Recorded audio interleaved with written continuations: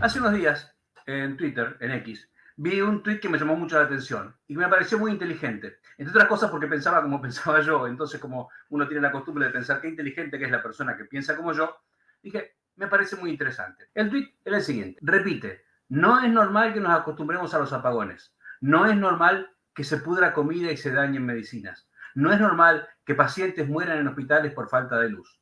No es normal que tengas que caminar varios kilómetros a tu casa o al trabajo. Cambiemos esta realidad. Tanto estaba de acuerdo que cuando iba a comenzar Solo una vuelta más, el programa de televisión de TN, donde estuve, yo propuse que se llamara Esto no es normal. Era la Argentina del 2020, nada era normal. Pero bueno, en aquel momento no le gustó. Me puse a ver quién había escrito este tweet y me encontré con este muchacho, Samuel Díaz Pulgar. Hola Samuel, buenas tardes.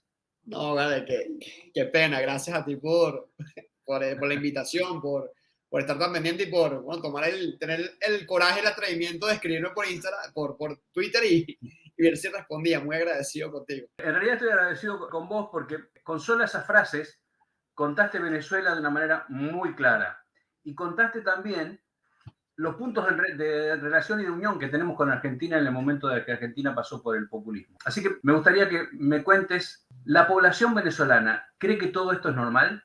Ese tweet me da risa porque yo lo dejé pineado en mi perfil, pero ese tweet es del 2019. Ese tweet fue cuando en Venezuela tuvimos el apagón, que fue por 5 días. De hecho, yo tengo una anécdota en lo particular porque yo estaba trabajando en ese momento con la Comisión de Ayuda Humanitaria de Venezuela, de la Asamblea Nacional, y estábamos redactando un informe para presentarle a Michelle Bachelet, que venía en ese momento. Y justo cuando ella venía, ocurrió el apagón. Y para empeorar la situación, a mi papá lo atropellan en pleno apagón y se rompe la pierna. Entonces, te imaginarás, los hospitales funcionando a media máquina, los rayos X no funcionaban del todo bien. Y esto eran clínicas, perdón, esto eran clínicas ya privadas, ¿no? Le tuvieron que inmovilizar la pierna con unas láminas de rayos X que le terminaron cortando. Entonces, por un lado, resolviendo la situación de mi papá, que gracias a Dios teníamos seguro, que estaba mi mamá, o sea que dentro de todos somos privilegiados por estar en la capital. Y por el otro lado, resolviendo cómo enviar el informe para Michelle Bachelet, ¿no? Buscando lugares donde funcionaba, donde había internet, donde había planta, donde había internet, todo. Entonces, yo uso mis redes sociales como que intento que sean muy, muy genuinas y cuando digo algo es porque lo he pensado, no es como que algo en el momento y yo decía, es que no es normal lo que estamos viendo en Venezuela en este momento y me salió eso y lo que se dio y yo creo que el venezolano ahorita, si vemos 5 años adelante, no se ha acostumbrado, no quiere vivir con miedo, no quiere vivir con esto y no quiere normalizarlo. Lo hemos normalizado en el sentido que, bueno, es la situación que tenemos ahorita y es lo que tenemos que bregar. O sea, tenemos que luchar, tenemos que resolver, tenemos que, de una manera u otra, estas son las cartas que nos dieron, cómo jugamos con ellas, pero sabemos que esas no son las cartas con las que queremos jugar toda la vida. Es interesante porque el problema viene cuando uno lo normaliza.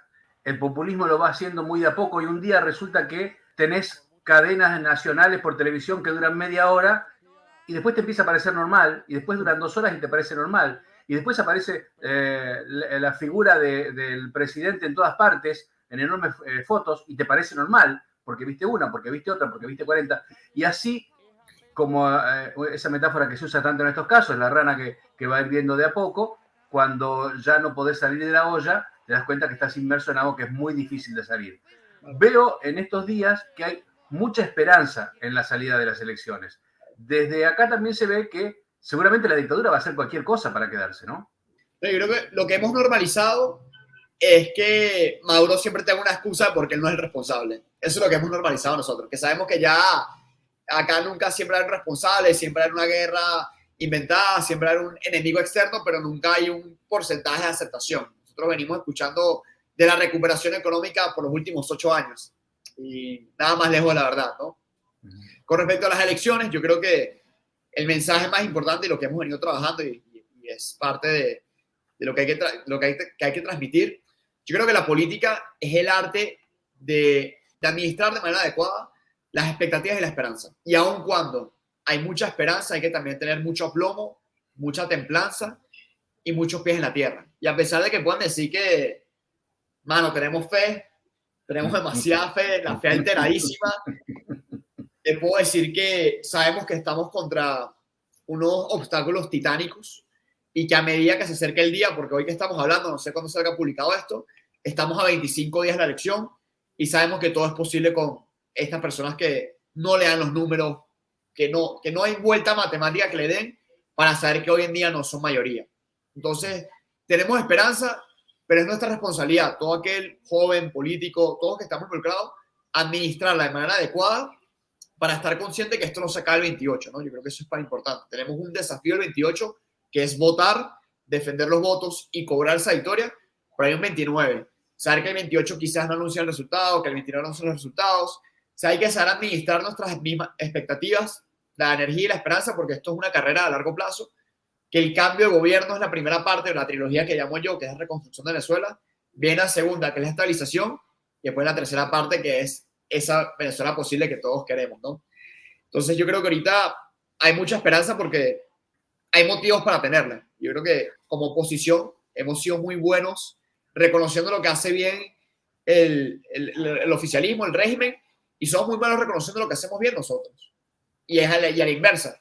Decimos que el régimen miente, pero en el momento que nos mienten, no les creemos, y cuando hacemos algo mal nosotros lo magnificamos. Yo creo que ahorita también es un poco la apología de la oposición de reconocer los pequeños hitos, las pequeñas victorias que hemos logrado a lo largo de este camino y el reto que tenemos acá el 28 de julio. ¿Se vive con miedo estos días en Venezuela? Quien diga que no, está mintiendo, ¿no? O sea, a ver, ¿y a qué me refiero con esto? Esto no es para desalentar, pero hay que estar, obviamente, hay que ser realistas, ¿no? Hemos visto un incremento en las detenciones arbitrarias, hemos visto un incremento en la censura.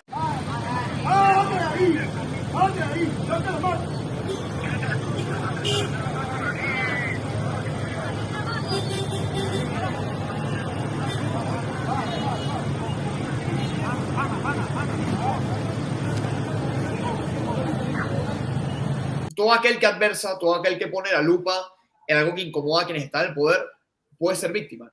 Entonces, el miedo, creo yo, es natural. Hemos visto como muchos jóvenes han sido detenidos injustamente, alejados de su familia, imputados con crímenes que no cometieron. ¿Cuánto tiempo estuviste preso? 5 años. 5 años. 5 años. ¿Cuál era el delito que se te acusaba? Mira, de entrada se me estaba acusando del homicidio de un diputado. Fue lo que ellos señalaron a través de los medios de comunicación, pero... O sea, en los medios de comunicación dijeron que vos eras culpable de haber matado a un diputado. Exactamente. En los medios de comunicación dijeron que yo era miembro de una banda paramilitar, que yo estaba contratado por la oligarquía de Miami y todo este guión que ya sabemos que ellos siempre utilizan. Pero lo extraño del caso es que judicialmente solamente me acusan de resistencia a la autoridad y porte ilícito de armas. Entonces... O sea, eso que se decía por televisión en realidad no estaba en la causa por la que te acusaban. Nunca. Fui parte de la construcción de un guión, simplemente. O sea, te agarraron a vos como podían haber agarrado a casi cualquier otro. A cualquiera. O sea, hubiesen podido agarrar a cualquiera y también lo incluyen en un formato, en un guión. ¿Y cómo fue tu detención? Estaba en un lugar público, en una zona popular donde yo vivo. Era un domingo cualquiera. Había una plaza, mucha gente se reunía ahí y de un momento a otro llegan hombres de civiles sin identificación alguna, haciendo disparos al aire y agarrando a todos los que estaban allí, a mucha gente. Bueno, me tocó a mí cuando me apuntó un hombre de frente y me dice que me iba a matar si no me tiraba al suelo. Me tocó hacer lo que me dijo. Ahí fue cuando me llevan al helicoide. Porque querer un país diferente, apostar a una Venezuela distinta, no es un crimen, es la realidad. Tener diferencias de pensamiento es más bien lo que hace crecer una sociedad. Y obviamente las personas que ostentan hoy en día el poder están haciendo todo lo posible para infundir miedo, porque es parte de su estrategia de desmovilización. Y creo que el mensaje y parte del video que tú compartiste y lo que hablamos es que parte de esta administración de las expectativas y las esperanzas de manera responsable es reconocer el miedo, pero saber cómo seguir operando sin dejar que nos paralice y cómo utilizarlo en un motor para seguir haciendo las pequeñas acciones del día a día. Hay una cosa que me llama mucho la atención. Hay un consenso generalizado y absoluto de que Pinochet fue un dictador que mató mucha gente. Sabemos en Latinoamérica que Maduro ha matado más gente que Pinochet. Sin embargo, no tiene una tan mala imagen como Pinochet, al menos en muchos lugares progresistas. ¿Por qué crees que es así? Yo creo que el aparato de propaganda que tiene el régimen hoy en día, cuando tú ostentas todos los recursos económicos de un país y tienes la visión que han tenido ellos de utilizarlo para lavar su imagen, para invertir en bots, para invertir en ads, para invertir en...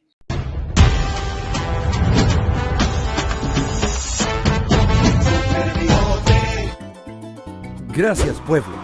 Cada uno de ustedes me ha acompañado en estos años de crecimiento y victorias, porque somos defensores de la democracia. Esto es por Venezuela.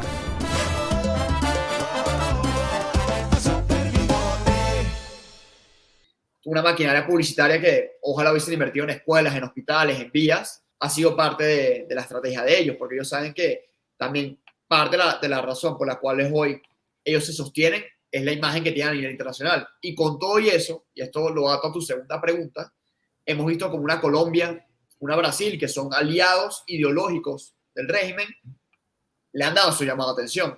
Han hablado de la importancia que se respete que Edmundo González Urrutia llegue el 28 de julio como candidato, que se respeten los derechos de los venezolanos a elegir libremente ese día.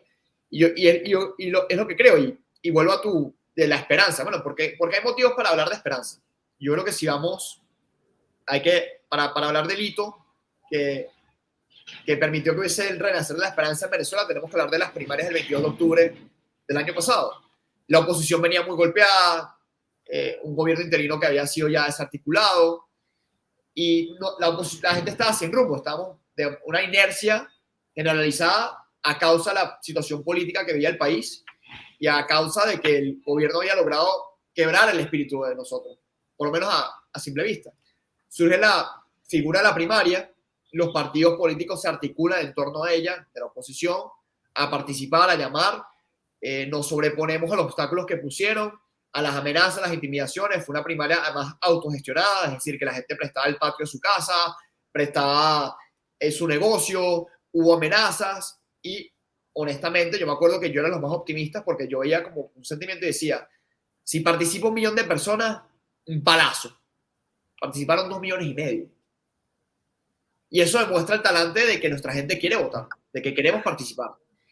Y se eso ve en las manifestaciones masivas, donde a cada lugar que va Corina Machado, y eso también, digamos, es más fuerte aún porque vos estás contando que hay miedo, y sin embargo, a pesar se juntan todas esas multitudes en cada lugar que Corina Machado va y que se habla de lo que puede llegar a pasar en las elecciones, ¿no? Y que es parte de la línea del crecimiento de la esperanza. O sea, tenemos esta primaria, sale María Corina con un liderazgo fortalecido con más del 92% de los votos. Después el gobierno va poniendo trabas. No, tienes que ir al TCJ, ella va. No, tienes que estar inhabilitada. Bueno, pongo a alguien más. No, esta persona tampoco se puede escribir. Bueno, escribimos a Edmundo. No, bueno, puedes escribir a otro. Y va creando esta narrativa y las hemos ido saltando. Y por primera vez en 2 décadas y media, vemos como el régimen no sabe qué hacer, porque los obstáculos que nos ha puesto los hemos saltado y les lanzamos la pelota atrás de su lado. Entonces tú ves que donde va María Corina, la siguen, posicionamos un mensaje, ellos intentan posicionar el contramensaje. Por primera vez tenemos la batuta nosotros, a nivel de movilización y comunicación. Yo creo que eso es parte de la razón por la que hay esperanza. Y como dices tú ves los videos de Lara, de Táchira, de Falcón, de Zulia, de Apure, de los estados más golpeados por esta crisis, y la gente se vuelca sin ningún tipo de miedo a decir esto, porque por muy trillado que suene, y a mí no me gusta decirlo, esa gente tiene más miedo de seguir viviendo así porque saben que esta elección puede ser existencial de su manera de vida. Y yo creo que, complementando, tú preguntabas el miedo, bueno, ahí está la historia de las señoras que le vendieron empanadas a María Corina y le cerraron el negocio. Pero hoy en día están vendiendo más que nunca. Yo creo que ellas nunca jamás hubiesen imaginado que estarían reseñadas en un artículo del New York Times. Tienen los hoteles que están apoyando a María Corina, que los han cerrado, los transportistas. Entonces, más bien todo esto yo creo que lo que hace es alimentar el deseo de cambio de sí. Obviamente perjudica a una familia porque le quita su ingreso, pero alimenta el deseo de, está bien, bueno, si antes tenía duda, o un familiar mío tenía duda de por qué hay que ir a votar, ahora voy con más fuerza. Lo que está contando Samuel es aquellos lugares que recorría Corina Machado con sus caravanas, tenía que parar en un bar, tenía que parar en un hotel, y después inmediatamente iban las personas del régimen a cerrar ese bar o cerrar lugares incluso muy humildes de gente que vendía empanadas, como bien decías. Sí. Nos contaba hace poco Anthony Vega, que estuvo acá en el canal, contando su historia. Te invito a que veas la historia en el canal porque es muy interesante. Justamente esto, ¿no? Muy sencilla, que le vendió las empanadas. Esto es un régimen autocrático. Y una cosa que le preguntaba a Andy, y quiero preguntarte también a vos, es ¿cómo se vive en un país del cual 8 millones de personas se fueron? Es un país donde aprendes a vivir con la tristeza y el dolor. Somos una generación sumamente herida, con muchas cicatrices, y creo que lo que hemos aprendido es cómo no dejar que el dolor nos paralice ni nos defina. Ese sería el mejor resumen, porque somos un país de familias separadas, somos un país de abuelos donde conocen a sus nietos a través de pantallas, somos países donde los padres celebran los logros de sus hijos a través de una llamada, somos un país donde hay gente que no puede despedir a sus abuelos que tuvieron que enterrarlos a distancia. Eso es lo que es vivir en un país de 8 millones. Esa es la verdadera tragedia del régimen. O sea, este es el verdadero resultado de familias rotas, separadas, donde tienes niños que han crecido sin sus padres porque los padres se fueron a otro país para poder enviar remesas. O sea, se estima que hay más de 1,5 millones de niños que han sido abandonados, entre comillas, porque los papás no es que lo abandonaron, fue, si yo quiero darle oportunidades a mis hijos, tengo que dejarlo, pero yo me voy a trabajar a Colombia, me voy a trabajar a Guatemala, me voy a trabajar a Argentina, me voy a trabajar a Perú, y lo que yo pueda ganar acá, que es un salario un poco más competitivo, lo reenvío a la casa porque sé que puede hacer una diferencia en la educación de mi hijo, en su calidad de vida, pero eso a costa del sacrificio de no verlo. ¿Qué le dirías a los venezolanos que ahora están afuera? ¿Les pedirías que vuelvas? Yo creo que es muy injusto, o sea, pedirles como que, bueno, tienes una vida, tienes gente, mira, yo te pongo mi ejemplo. Yo he migrado, o sea, yo migré, hice mis estudios afuera, volví, y creo que cada uno elige sus obstáculos, esa narrativa de si te quedas eres más bravo, o sea, eres más valiente, si te va. Cada uno elige sus obstáculos, y yo creo que lo importante es entender que Venezuela no es, y esto lo saco de una película, yo soy muy nerd, a mí me encantan las películas de Marvel, y una película de Thor, hablan de que Asgard no es un pedazo de tierra, donde está su gente. Y creo que Venezuela es donde estemos cada uno de nosotros. Y creo que lo lindo y la tarea más difícil que vamos a tener es que cuando nos toque reconstruir el país, porque estoy seguro que lo vamos a reconstruir, es que tanto los que estamos adentro como los que están afuera tienen un rol que jugar. Y creo que tenemos ahorita la oportunidad de que aquellos que están afuera generar una red y un networking increíble, un acceso a información, a proyectos, a un montón de cosas que antes no hubiésemos tenido. Yo creo que más bien eso es una ventaja que tenemos. Entonces, me parece injusto. Yo te decía, yo tengo ya 31 años. Yo me gradué del colegio hace 14. Tengo amigos que salieron hace 14 años de Venezuela, que tienen su familia, tienen sus hijos, tienen su casa. Entonces, eso no. Yo creo que todos tenemos una manera de cómo construir país, estemos donde estemos, y yo creo que ese tiene que ser el mensaje, que Venezuela la llevamos acá, que entendamos que está donde estemos nosotros, que somos embajadores de nuestro país, así que la imagen que demos nosotros refleja lo que es Venezuela, y que entre todos la reconstruyamos. Eso creo que sería mi mensaje para todos. Después de ver tu tweet, que me puse a ver quién eras, dirigís algo así como comedores. ¿Qué es eso? Mira, yo, viendo la emergencia humanitaria que estaba arrancando en 2018, que fue declarada, yo con 4 amigas tuve la idea de crear un comedor comunitario en una zona vulnerable acá del municipio donde vivo, en El Latillo, que está en Caracas. Y bueno, dijimos, los chamos se están quedando solos, hay nutrición infantil, o sea, los índices de nutrición infantil son comparables ni siquiera a la peor crisis en África, Haití. Este es el nivel de lo que estamos nosotros. Y uno de los desafíos que tenemos como país es toda esa generación que ha crecido sin una buena alimentación, que ha perdido el ciclo educativo, de cómo los reincorporamos más adelante para trabajos que los puedan mantener y no seguir expandiendo el desempleo y la pobreza. Y viendo eso que estaba comenzando, dijimos, bueno, vamos a comenzar un comedor comunitario. Hablamos con gente que ya tenía esa iniciativa y arrancamos. Y 6 años y medio después, lo que comenzó como un comedor nocturno, ahora es un centro comunitario donde tenemos 10 proyectos andando, donde beneficiamos a la comunidad de distintas maneras y donde ya yo no soy parte, porque creo que lo lindo es que logramos crear esta institución y ahora tiene una generación de relevo, y que más importante que cuándo llegar es saber cuándo irse, y pudirme dejando la institución unas manos mucho más capacitadas que yo y que están haciendo que crezca pasos extraordinarios. Porque además, una de las razones por las que yo tengo fe, yo soy súper supersticioso, o sea, pero extremadamente supersticioso. Y este año, mi equipo de béisbol, sabes que acá jugamos más béisbol que fútbol, mi equipo de béisbol tenía 38 años sin ganar y este año ganó. Y lo coincidencia que el día que quedamos campeón es justamente 6 meses antes de la elección. Es decir, la elección ocurre 6 meses después de la misma fecha que quedamos campeón. Y bueno, ya. O sea, se están rompiendo las maldiciones. Es una señal de que el 28 algo bueno tiene que pasar. Así que... Samuel habla de gente encarcelada sin tener culpa de nada. ¿Te interesa? Esto es lo que le pasó a Anthony. Míralo.